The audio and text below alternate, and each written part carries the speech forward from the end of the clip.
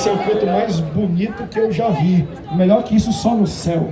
Estenda a sua mão em direção ao servo de Deus que irá ministrar a palavra, pastor Clésio, para que Deus possa usar ele como boca para a tua vida nesse culto do centenário. Deus, nós queremos ouvir de ti. Usa o teu vaso nessa noite.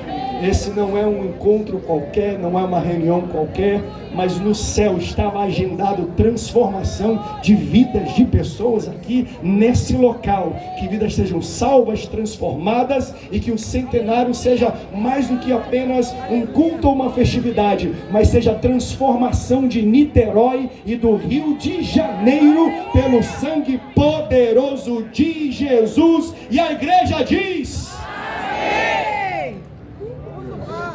povo abençoado, a paz do Senhor Jesus. A paz do Senhor Jesus. É com muita alegria e também temor e tremor que eu me dirijo a esta tribuna, a este palanque, com esta nobre missão de ministrar a poderosa palavra de Deus nesta noite ímpar, singular, especial demais. Estou vivendo uma noite histórica que vou levar para sempre em meu coração.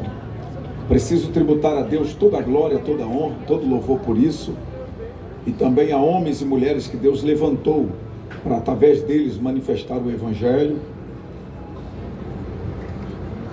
aqui nesta nação e agora no estado do Rio de Janeiro, que hoje completa as Assembleias de Deus 100 anos. A Deus a glória por isso, a Deus o louvor. Seja Deus louvado pela vida do pastor Samuel Câmara, que sempre que pode honra muito o nosso ministério. Pastor Celso Brasil, pastor Jonatas Câmara, não é? E saudando-os, também saúdo as respectivas esposas. Aos muitos amigos que aqui tenho, tive o prazer já de reencontrar alguns. Me perdoe não falar o nome de todos vocês, mas fica aqui a minha gratidão, respeito e consideração. Quero convidar a todos a que abramos as nossas Bíblias, e eu penso que não poderia ser diferente deixar de ler um texto em Atos dos Apóstolos.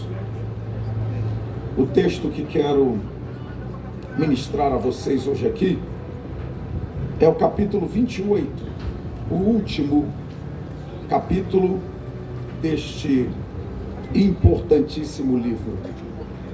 Atos dos Apóstolos, capítulo de número 28, a partir do versículo 1. Assim nos diz a palavra de Deus: havendo escapado, soubemos que a ilha se chamava Malta, e os nativos nos trataram com singular humanidade, porque acendendo uma grande fogueira, acolheram a todos nós, por causa da chuva que caía e por causa do frio. Tendo Paulo ajuntado e atirado à fogueira um feixe de gravetos, uma víbora, fugindo do calor, prendeu-se na mão dele. Quando os nativos viram a víbora pendurada na mão de Paulo, disseram uns aos outros: certamente este homem é assassino, porque escapando do mar, a justiça não o deixa viver. Mas, sacudindo ele a víbora no fogo, não sofreu mal nenhum. E eles esperavam que Paulo viesse a inchar, ou a cair morto de repente. Mas tendo esperado muito, e vendo que nada de anormal lhe acontecia, mudando de opinião, diziam que ele era um Deus. Digamos todos graças a Deus pela palavra do Senhor. Atos dos Apóstolos é o único livro histórico do Novo Testamento, e ele vai falar justamente da história da igreja, ou o início, o começo da história da igreja. Atos dos Apóstolos, Atos do Espírito Santo, Atos também chamado ou conhecido como livro da transição, pois até Atos 1 as pessoas tinham a presença visível de Jesus, mas após Atos 1, Jesus é assunto aos céus e vem o substituto, o Espírito Santo. Atos 2, o derramar não é? O avivamento, a manifestação do poder, para que através daqueles que estavam no cenáculo, Atos 3 se evidenciasse, se manifestasse, que era a manifestação do poder que eles haviam recebido. Eles começam então a pregar o evangelho, e muitas almas, muitas vidas vão sendo agregadas após a pregação, agora com poder. A Bíblia diz então em Atos que o Senhor vai trazer um reforço peso pesado. Paulo, antes Saulo, e agora com ele, as suas 3 viagens missionárias, a igreja vai ganhar uma repercussão além de Jerusalém. Por causa da pregação e das muitas manifestações que haviam através do ministério de Paulo, a perseguição que já havia aos discípulos também se manifesta na vida dele. Então esse é o contexto que vai cercar esse texto que nós acabamos de ler, Atos 28. Paulo está preso, sendo conduzido para a Itália, pois havia apelado para o imperador, e está sendo levado para lá para ser julgado. Atos 28 começa com uma expressão que necessariamente precisamos fazer menção a Atos 27, porque Atos 28 começa dizendo, havendo escapado. Escapado do que? Atos 27 explica. Paulo está preso, como eu já disse, sendo levado para a Itália, e durante a travessia eles serão surpreendidos por um forte vento. Um vento chamado Euraquilão. Euraquilão, de forma muito básica e direta, significa vento que vem de 2 lados. Você pare para pensar, enfrentar vento que vem de um lado só já é difícil. Enfrentar vento que vem de 2 lados é para acabar mesmo. Quando todo mundo estava achando que ia morrer, a Bíblia diz que Deus envia o seu anjo e dá uma mensagem direta a Paulo.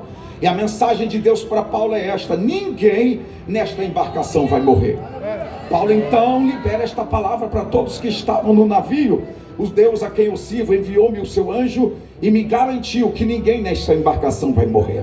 Eu preciso dizer a esta grande multidão que você precisa sair daqui com esta mensagem. A embarcação pode ser tua casa, tua família, o contexto que te cerca. Os ventos são as adversidades, as lutas, as guerras que surgem para fazer com que o nosso barco vire e percamos a nossa vida. Mas o Deus que nós servimos tem poder sobre o barco, tem poder sobre o vento, tem poder sobre a água. E você vai sair daqui com esta palavra: o Deus a quem eu sirvo enviou-me uma mensagem, ninguém no meu barco vai morrer. Agora há uma dificuldade, Deus fala que ninguém vai morrer, mas o vento continua soprando, e o ser humano é apressado. Deus fala conosco pela manhã, à noite a gente já está murmurando. Deus fala com a gente à noite, se nada aconteceu pela manhã, o que é fé já vai sumindo, já vai desaparecendo. Então quando eles veem que a adversidade não mudou, mesmo com a palavra da garantia, eles tentam pegar os botes salva-vidas, jogarem no mar e salvem-se quem puder. Quando eles estão tentando pular para fora do barco, Deus usa Paulo outra vez, e a mensagem de Paulo é esta: a palavra está valendo, a palavra está em pé, a palavra será cumprida, mas ela só vale para quem ficar no barco. Só vale para quem está no barco. Você pode liberar isso para quem está perto de você. Se você continuar no barco, a palavra te protege, a palavra te guarda. Se você continuar na embarcação, a palavra vai dar a garantia de que você não vai morrer. A Bíblia vai dizer então que a embarcação vai dar contra pedras. Eu estou dizendo tudo isso para já falarmos sobre Atos 28. A embarcação vai dar contra pedras, e dando contra pedras, ela será completamente destruída. Passou o barco, destruiu, mas Deus não liberou uma palavra? Liberou. A palavra que Deus liberou não estava diretamente ligada ao barco. A palavra que Deus liberou estava ligada diretamente à vida. Então aqui esta noite, nesta grande multidão, os barcos se vão, mas a vida está preservada.